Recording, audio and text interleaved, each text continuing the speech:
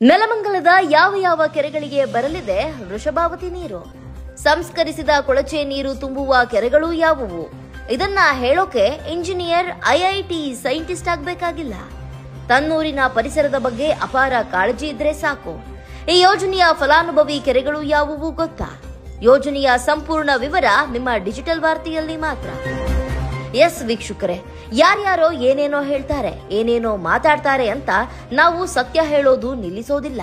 ಇದು ನೀವು ನಮಗೆ ನೀಡಿರೋ ಶಕ್ತಿ, ನೀವು ನಮ್ಮ ಮೇಲಿಟ್ಟಿರೋ ನಂಬಿಕೆ. ಹೀಗಾಗಿ ನಾವು ನಿರಂತರವಾಗಿ ನಿಮ್ಮ ಜೊತೆ ಇರ್ತೇವೆ, ಸತ್ಯವನ್ನೇ ನಿಮ್ಮ ಮುಂದೆ ಪ್ರಸ್ತುತಪಡಿಸುತ್ತೇವೆ. ವೃಷಭಾವತಿ ನೀರಾವರಿ ಯೋಜನೆ ಬಗ್ಗೆ ನಿಮ್ಮ ಡಿಜಿಟಲ್ ವಾರ್ತೆ ನಿರಂತರ ವರದಿ ಮಾಡ್ತಲೇ ಇದ್ದು, ಇಂದು ಎಲ್ಲಿಯೂ ಸಿಗದ ಒಂದು ಎಕ್ಸ್ಕ್ಲೂಸಿವ್ ವರದಿಯನ್ನ ನಿಮ್ಮ ಮುಂದೆ ಇಡ್ತಿದ್ದೇವೆ.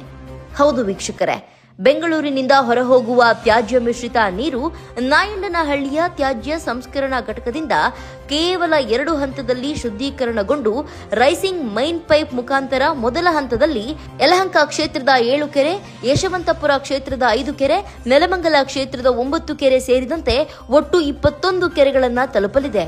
ಬಳಿಕ ನೆಲಮಂಗಲದ ಹುರುಳಿಹಳ್ಳಿ ಕೆರೆಯಿಂದ ರೈಸಿಂಗ್ ಪೈಪ್ ಮೂಲಕ ತುಮಕೂರು ಗ್ರಾಮಾಂತರ ಕ್ಷೇತ್ರದ 7 ಕೆರೆ, ನೆಲಮಂಗಲ ಕ್ಷೇತ್ರದ 41 ಕೆರೆಗಳು ಸೇರಿದಂತೆ ದೊಡ್ಡಬಳ್ಳಾಪುರ ಕ್ಷೇತ್ರದ 1 ಕೆರೆ ತಲುಪಲಿದೆ. ಇಷ್ಟೇ ಅಲ್ಲ, ನೆಲಮಂಗಲದ ಯಾವ ಕೆರೆಗಳನ್ನ ತಲುಪಲಿದೆ ವೃಷಭಾವತಿ ನೀರು ಎಂದು ತೋರಿಸ್ತೇವೆ ನೋಡಿ.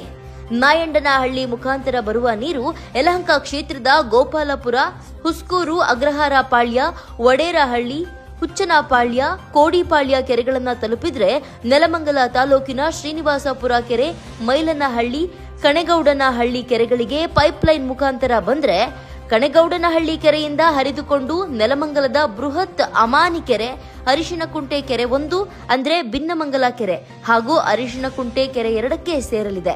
ಇದರಿಂದ ಮುಂದೆ ಸಾಗುವ ನೀರು ಪುನಃ ತಿಪ್ಪಗೊಂಡನಹಳ್ಳಿ ಜಲಾಶಯ ಸೇರಿ ಕಾವೇರಿ ನದಿ ಸೇರಲಿದೆ. ಮತ್ತೊಂದು ಕಡೆ ಮೈಲನಗಳ್ಳಿಗೆ ತಲುಪಲಿರುವ ನೀರು ಗ್ರಾವಿಟಿ ಮುಖಾಂತರ ವೀರಾನಂಜೀಪುರ ಕೆರೆ 1 ಮತ್ತು 2, ಹುರುಳಿಹಳ್ಳಿ ಮತ್ತು ಕಚನಹಳ್ಳಿ ಕೆರೆ ಸೇರಲಿದೆ.